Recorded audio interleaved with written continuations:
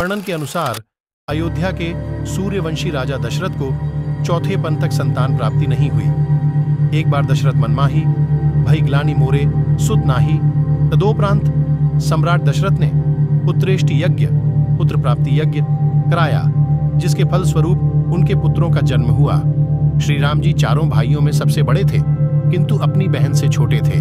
भगवान राम की सगी बहन शांता थी, जो श्री राम और उनके तीनों भाइयों की बड़ी बहन थी। हर वर्ष चैत्र मास के शुक्ल पक्ष की नवमी तिथि को श्री राम जयंती या राम नवमी का पर्व मनाया संस्कृत महाकाव्य रामायण के रूप में वर्णित हुआ है। कुछ हिंदू ग्रंथों में राम के बारे में कहा गया है कि वे त्रेता युग या द्वापर युग में रहते थे, कि उनके लेखकों का अनुमान लगभग 5500 ईसा पूर्व था। कुछ अन्य शोधकर्ता राम को कुरु और वृष्ण नेताओं की पुण्य सूचियों के आधार पर 1250 ईसा पूर्व के आसपास रहने के लिए अधिक उपयुक्त स्थान देते थे, जो अगर अधिक यथार्थवादी शासनकाल में दिए जाते हैं तो उस अवधि के आसपास राम के समकालीन भरत और सत्व को स्थान देंगे। एक भारतीय पुरातत्वविद हंसमुख धीरज लाल सांकलिया के अनुसार, जो प्रोटो और प्राचीन भारतीय इतिहास में विशिष्ट है, यह सब शुद्ध अटकलें हैं। राम की महाकाव्य कहानी की रचना रामायण अपने वर्तमान रूप में आमतौर पर 7वीं और 4वीं शताब्दी ईसा पूर्व के बीच की है। ऑक्सफोर्ड के संस्कृत के एक प्रोफेसर जॉन ब्रॉकिंगटन के अनुसार रामायण पर उनके प्रकाशनों के लिए जाना जाता है। मूल पाठ संभवतः अधिक प्राचीन काल में मौखिक रूप से रचित और प्रसारित किया गया था, और आधुनिक विद्वानों ने एक सहस्त्राब्दी ईसा पूर्व में विभिन्न शताब्दियों का सुझाव दिया है। ब्रॉकिंगटन के विचार में भाषा, शैली और काम की सामग्री के आधार पर लगभग 5वीं शताब्दी ईसा पूर्व की तारीख सबसे अनुमानित अनुमान है। भगवान राम के जन्म समय पर पौराणिक शोध संपादित करें।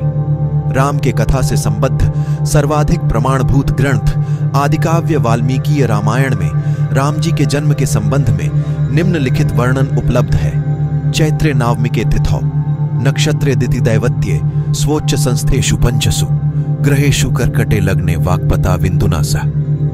अर्थात चैत्र मास की नवमी तिथि में पुनर्वसु नक्षत्र में 5 ग्रहों के अपने उच्च स्थान में रहने पर तथा कर्क लग्न में चंद्रमा के साथ बृहस्पति के स्थित होने पर राम जी का जन्म हुआ। यहाँ केवल बृहस्पति तथा चंद्रमा की स्थिति स्पष्ट होती है। बृहस्पति उच्चस्थ है तथा चंद्रमा स्वग्रही। आगे 15वें श्लोक में सूर्य के उच्च होने का उल्लेख है। इस प्रकार बृहस्पति तथा सूर्य के उच्च होने का पता चल जाता है। बुध हमेशा सूर्य के पास ही रहता है, अतः सूर्य के उच्च मेष में होने पर बुध का उच्च कन्या में होना असंभव है। इस प्रकार उच्च होने के लिए बचते हैं शेष 3 ग्रह मंगल, शुक्र तथा शनि। इसी कारण से प्रायः सभी विद्वानों ने राम जी के जन्म के समय में सूर्य, मंगल, बृहस्पति, शुक्र तथा शनि को उच्च में स्थित माना है। परंपरागत रूप से राम का जन्म त्रेता युग में माना जाता है। ब्राह्मण हिंदू धर्मशास्त्रों में, विशेषतः पौराणिक साहित्य में उपलब्ध आंकड़ों के अनुसार एक चतुर्युगी में 43,20,000 वर्ष होते हैं, जिनमें कलयुग के 4,32,000 वर्ष तथा द्वापर के 8,64,000 वर्ष होते हैं। राम का जन्म त्रेता युग में अर्थात द्वापर युग से पहले हुआ था।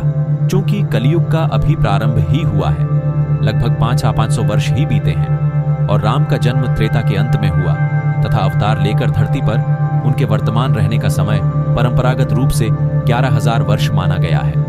अतः द्वापर युग के 864,000 वर्ष प्लस राम की वर्तमानता के 11,000 वर्ष प्लस द्वापर युग के अंत से अब तक बीते 5,100 वर्ष, कुल 8,80,100 वर्ष।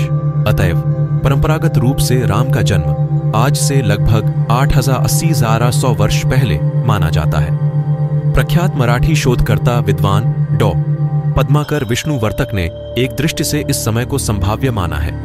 उनका कहना है कि वाल्मीकि रामायण में एक स्थल पर विंध्याचल तथा हिमालय की ऊंचाई को समान बताया गया है। विंध्याचल की ऊंचाई 5,000 फीट है तथा यह प्रायः स्थिर है, जबकि हिमालय की ऊंचाई वर्तमान में 29,1029 फीट है तथा यह निरंतर वर्धनशील है। दोनों की ऊंचाई का अंतर 24,29 फीट है। विशेषज्ञों की मान्यता के अनुसार हिमालय 100 वर्षों में 3 फीट बढ़ता है। अतः 24,029 फीट बढ़ने में हिमालय को करीब 8,1,000 वर्ष लगे होंगे। अतः अभी से करीब 8,000 वर्ष पहले हिमालय की ऊंचाई विंध्याचल के समान रही होगी, जिसका उल्लेख वाल्मीकीय रामायण में वर्तमानकालिक रूप में हुआ है। इस तरह डायन वर्तक को एक दृष्टि से यह समय संभव लगता है, परंतु उनका स्वयं मानना है कि वे किसी अन्य स्रोत से इस समय की पुष्टि नहीं कर सकते हैं। अपने सुविख्यात ग्रंथ वास्तव रामायण में डॉ वर्तक ने मुख्यतः ग्रहगतियों के आधार पर गणित करके वाल्मीकीय रामायण में उल्लिखित ग्रह स्थिति के अनुसार राम की वास्तविक जन्म तिथि 4 दिसंबर 3723 ईसा पूर्व को सुनिश्चित किया है। उनके अनुसार इसी तिथि को दिन में 1:30 से 3 बजे के बीच श्री राम का जन्म हुआ होगा।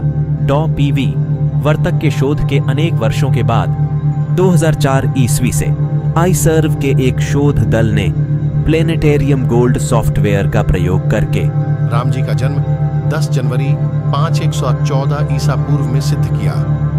उनका मानना था कि इस तिथि को ग्रहों की वही स्थिति थी जिसका वर्णन वाल्मीकीय रामायण में है, परंतु यह समय काफी संदेहास्पद हो गया है। आईसर्व के शोध दल ने जिस प्लेनेटेरियम गोल्ड सॉफ्टवेयर का प्रयोग किया वह वास्तव में ईसा पूर्व 3000 से पहले का सही ग्रह गणित करने में सक्षम नहीं है।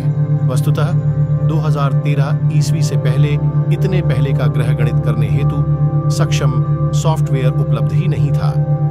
इस गणना द्वारा प्राप्त ग्रह स्थिति में शनि वृश्चिक में था, अर्थात उच्च तुला में नहीं था।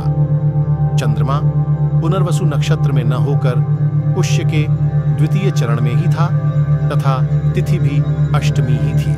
बाद में अन्य विशेषज्ञ द्वारा EJPLDE FRUIT-1 सॉफ्टवेयर द्वारा की गई सही गणना में तिथि तो नवमी हो जाती है, परंतु शनि वृश्चिक में ही आता है तथा चंद्रमा पुष्य के चतुर्थ चरण में। अतः 10 जनवरी 5114 ईसा पूर्व की तिथि वस्तुतः राम की जन्म तिथि सिद्ध नहीं हो पाती है। ऐसी स्थिति में अब यदि डॉ पीओ वर्तक और डॉ यज्जत शर्मा द्वारा पहले ही परिशोधित तिथि सॉफ्टवेयर द्वारा प्रमाणित हो जाए, तभी राम जी का वास्तविक समय प्रायः सर्वमान्य हो पाएगा, अथवा प्रमाणित न हो पाने की स्थिति में नवीन तिथि के शोध का रास्ता खुलेगा, अथवा ब्राह्मण धर्म यानी हिंदू धर्म ग्रंथों या शास्त्रों में वर्णित तिथि ही सर्वमान्य प्रमाण है।